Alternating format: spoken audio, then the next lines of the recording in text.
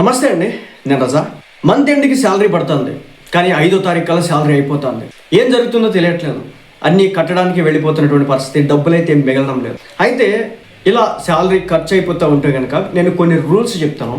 వాటిని ఫాలో అవడం ద్వారా ఒక స్ట్రాటజీ అయితే ఉంటుంది అనమాట. దాన్ని ఫాలో అవ్వడం ద్వారా మనం చాలా వరకు సేవ్ చేసుకోవచ్చు అనమాట. అసలుకి ఎంత ఖర్చు పెట్టాలి, ఏం చేయాలి, ఒక ప్రణాళిక అనేది లేకపోతే కనుక చాలా నష్టపోవడానికి అయితే అవకాశం ఉంటుంది. దీనికి పర్ఫెక్ట్ ఎగ్జాంపుల్ ఏంటంటే, చిన్నప్పుడు మనం స్కూల్కి వెళ్ళినా కాలేజ్కి వెళ్ళినా ఒక టైం టేబుల్ అనేది ఉంటుంది అనమాట. అలాగే ప్రతి విషయంలో కూడా ఒక టైం టేబుల్ వేసుకోవడం ద్వారా మనకి చాలా బెనిఫిట్స్ అయితే ఉంటాయి. అలా వేసుకోకపోతే చాలా నష్టపోవడానికి అవకాశం అయితే ఉంటుంది. నెలాఖరుకు ఎంత ఖర్చు అవ్వాలనేది ఒక నెలలో పెట్టినటువంటి ఖర్చుని బట్టి నెక్స్ట్ మంత్ కల్లా మనం ఎస్టిమేషన్ వేసుకుని కూర్చోవాలి. అలాగే సేవింగ్స్ ఉంచుకోవాలి. సో దీని అన్నిటికీ సంబంధించినటువంటి ఒక స్ట్రాటజీ అయితే పర్ఫెక్ట్గా చెప్పబోతున్నాను. సో ఫాలో అయ్యి చూడండి, చాలా యూజ్ అవుతుంది. చాలామంది ఉద్యోగుల పరిస్థితి ఎలా ఉందంటే, పాపం నెలంతా కష్టపడుతూ ఉన్నారు. పైపెచ్చి ఈ రోజుల్లో వచ్చేసి క్రెడిట్ కార్డ్స్ కూడా ఉన్నాయి అనమాట. అదో రకమైన మోత, ఈఎంఐలు ఇంకో రకమైన మోత. 1వ తారీఖు జీతం క్రియేట్ అయినప్పుడు ఉన్నటువంటి ఆనందం 5వ తారీఖు కల్లా ఆవిరైపోతున్నటువంటి పరిస్థితి. ఎందుకంటే అద్దెలు, కరెంటు బిల్లులు, ఈఎంఐలు, వీటితో పాటు అనేక రకాల కారణాలు, మనం తీసుకున్నటువంటి అప్పులు, ఇవన్నీ కూడా ఉండడానికి కారణంగా అయిపోతూ ఉన్నాయి అనమాట. సో మంచి ప్యాకేజ్ ఉన్నప్పటికీ కూడా, శాలరీ వచ్చేసి మంచిగా పడినప్పటికీ కూడా నెలకు ₹1, నెల చివరాఖరి ₹1 కూడా ఎందుకు మిగలడం లేదు అని బాధపడే వారి సంఖ్య చాలామందికి అయితే ఉంటా ఉంది. సో సమస్య ఏంటంటే, మీరు తక్కువ సంపాదించడమో ఎక్కువ సంపాదించడమో కాదు, వచ్చిన శాలరీని ఎలా ఖర్చు చేస్తున్నారనేది చాలా ఇంపార్టెంట్ అనమాట. ఈ సమస్యకు పరిష్కారం ఏంటంటే ఒక స్ట్రాటజీ అని చెప్పినా కదా. సో ఎప్పుడైనా సరే డబ్బు వస్తే కనుక, నెలకు ఒక 10,000 సంపాదిస్తూ ఉంటే కనుక దాన్ని 10 భాగాలు చేయాలన్నమాట. 10 భాగాల్లో 7 భాగాలను వచ్చేసి ఇంటి ఖర్చుల కోసం ఖర్చు పెట్టాలి. మిగిలినటువంటి 3 భాగాల్ని ఏ విధంగా చేయాలో చెప్తాను. ఏంటి ఈ 70-10-10-10 రూల్? 70 అని చెప్పా కదా. సో జీవన వ్యయాల కోసం అని చెప్పేసి, అంటే ఇంగ్లీష్ భాషలో చెప్పాలంటే ఎక్స్పెన్సెస్ కోసం అని చెప్పేసి. ఎక్స్పెన్సెస్ అంటే ఏంటి? మీ జీతంలో వచ్చినటువంటి 70%, అంటే 10,000 వస్తే కనుక 7,000 రూపాయలని ఇంటి అద్దెకు, కిరాణా ఖర్చులకు, కరెంటు బిల్లులకు, రవాణా ఖర్చులకు, పెట్రోల్కి, డీజిల్కి, పిల్లల స్కూల్ ఫీజులు, ఇన్సూరెన్స్, నిత్యావసరాలు, ఏవైతే ఓవరాల్గా మనకి నెల మొత్తానికి కావాల్సినటువంటి సరంజామా ఏదైతే ఉంటుందో వాటన్నిటికి కూడా మీరు ఖర్చు పెట్టాల్సింది అక్షరాల 70% మాత్రమే. అంతకు మించి ఎక్కువ ఖర్చు పెడితే అంతా అస్సాం అయిపోద్ది అనమాట. సో 70% మీరు దాటుతున్నారంటే కనుక మీరు మీ జీవన శైలిని మార్చుకోవాలి, లేదంటే మీరు ఆదాయాన్ని పెంచుకునేటటువంటి మార్గాల్ని ఎత్తుక్కోవాలి. ఎందుకో కూడా చెప్తాను. మీరు 70% కంటే ఎక్కువ మీరు ఖర్చు పెడితే కనుక రేపటి రోజున అనారోగ్య సమస్య వస్తే కనుక దాన్ని మీరు సాల్వ్ చేసుకోలేరు. ఎక్కడైనా అర్జెంటు ఒక ప్రాంతానికి వెళ్ళాలంటే వెళ్ళలేరు. అలాగే ఏదైనా ఒక ట్రిప్ వేయాలంటే వేయలేరు. ఏదైనా ఒక వస్తువుని అర్జెంటుగా కొనాలంటే కొనలేరు. కాబట్టి ఏదైతే ఈ 70% తర్వాత 30% అని చెప్పానో అది మాత్రమే వీటన్నిటికీ కూడా ఒక పరిష్కారాన్ని అయితే చూపుతుంది అనమాట. అయితే ఏంటంటే, ఇప్పుడు 70% నేను చెప్పాను కదా, ఇంటికి కావాల్సినటువంటి సరంజామా, ఇంటి అద్దెలు, అలాగే పెట్రోల్, డీజిల్, ఇవన్నీ కూడా చెప్పినా కదా, ఈఎంఐలు ఇవన్నీ కూడా చెప్పినా కదా. నెక్స్ట్ 10% ఏం చేయాలి? సో నెక్స్ట్ 10% అంటే ఈ 10%, నీ రిమైనింగ్ 30% మనం ఎక్కడ కూడా ఉపయోగించకూడదు. ఈ 70%లోనే మనం నెల మొత్తం కూడా ఖర్చు పెట్టుకోవాలి. ఆ విషయాన్ని గమనించండి. నేను 10,000 అంటే ఈ రోజుల్లో 10,000 సంపాదించే వాళ్ళు చాలా తక్కువ. సో చాలామంది బాగానే సంపాదిస్తున్నారు కాబట్టి నేను ఎగ్జాంపుల్ చెప్తా ఉన్నా 70 అని, 10,000 అని చెప్పేసి. అదే లక్ష రూపాయలు సంపాదిస్తున్నటువంటి వ్యక్తులు అయితే కనుక నెలకి 70,000 మాత్రమే ఇంటి ఖర్చుల కోసం ఖర్చు చేసుకోండి. మిగిలిన 30,000ని ఎలా ఇన్వెస్ట్ చేయాలో చెప్తాను. ఫస్ట్ థింగ్ ఏంటంటే, దీనిలో 10%, ₹1,00,000 వస్తూ ఉంటాయి కనుక 70,000 ఇంటి ఖర్చులు పెట్టేస్తారు కదా. ఈ 30,000లో ₹10,000 వచ్చేసి ఇన్వెస్ట్మెంట్ పర్పస్ మాత్రమే మీరు వాడాల్సి ఉంటుంది. అది ఎలాగా? ఈ 10% కేవలం మీ భవిష్యత్తు కోసం. దీన్ని మీరు వచ్చేసి మ్యూచువల్ ఫండ్స్లో ఇన్వెస్ట్ చేయండి. ఎవ్రీ మంత్ 10,000 వచ్చేసి లార్జ్ క్యాప్లో, స్మాల్ క్యాప్లో, డెట్ ఫండ్స్లో, లేదంటే ఇంకా అనేక రకాల ఫండ్స్ ఉంటాయి అనమాట. సెక్టోరియల్ ఫండ్స్, ఇలా రకరకాలు ఉంటాయి అనమాట. వాటిలో మనం ఇన్వెస్ట్ చేయొచ్చు అనమాట. అది ఎలాగా? సిస్టమేటిక్ ఇన్వెస్ట్మెంట్ ప్లాన్స్ అంటారు. సిప్ మోడ్లో మనం ఇన్వెస్ట్ చేస్తే కనుక ఎవ్రీ మంత్ 10,000 ఆటోమేటిక్గా కట్ అయ్యే విధంగా కూడా మనం పెట్టుకోవచ్చు అనమాట. దీని ద్వారా మనం వీలైనంత వరకు నష్టపోకుండా ఉంటాం అనమాట. సో ఇది వచ్చేసి మీకు కాంపౌండింగ్ గ్రోత్ అనేది చూపించింది. ఎప్పటికీ 15 to 20 years, 25 years కల్లా.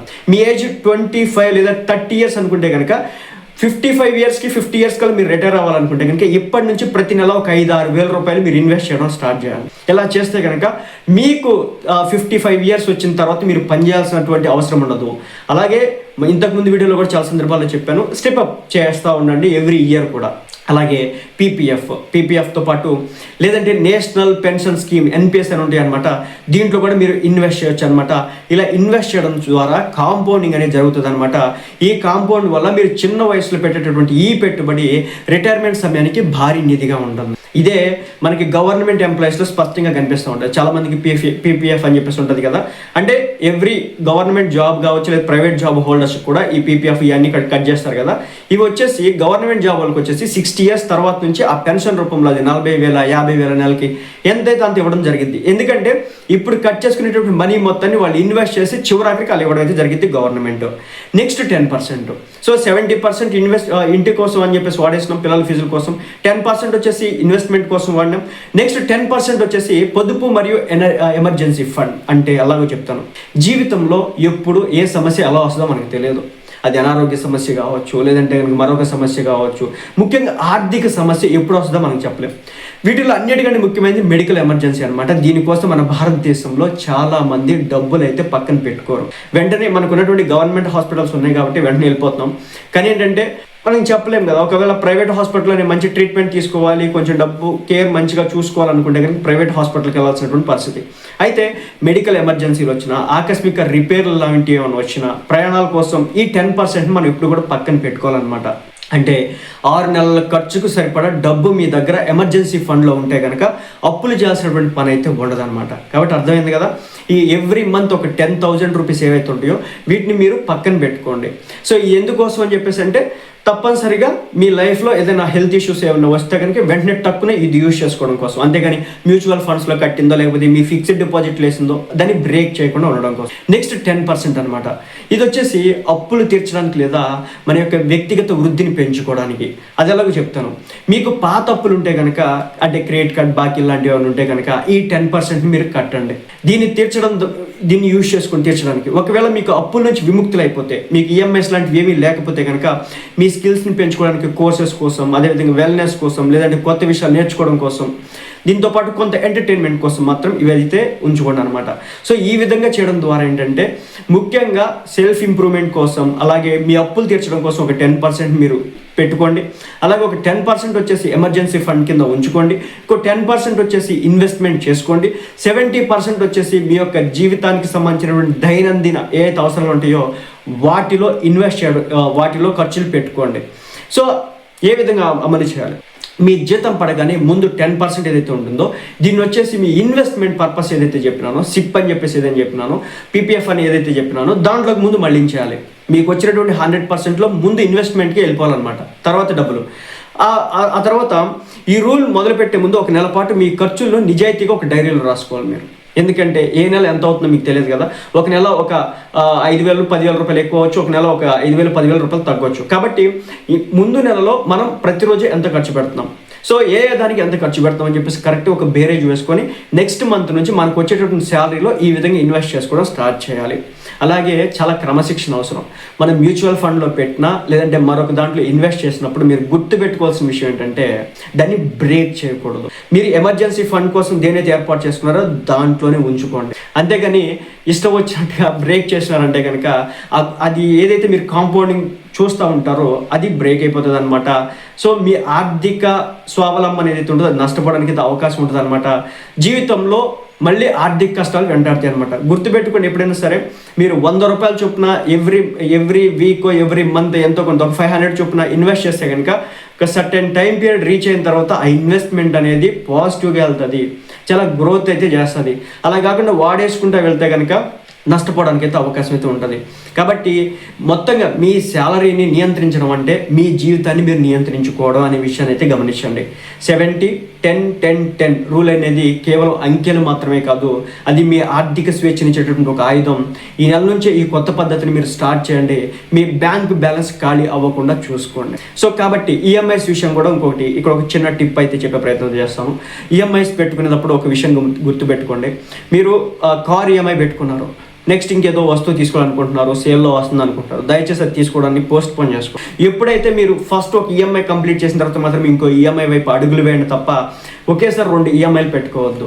ఎందుకు నేను ఇంతకుముందు ఒక మాట అయితే చెప్పినాను కదా, పొదుపు ఎమర్జెన్సీ ఫండ్ అని చెప్పేసి.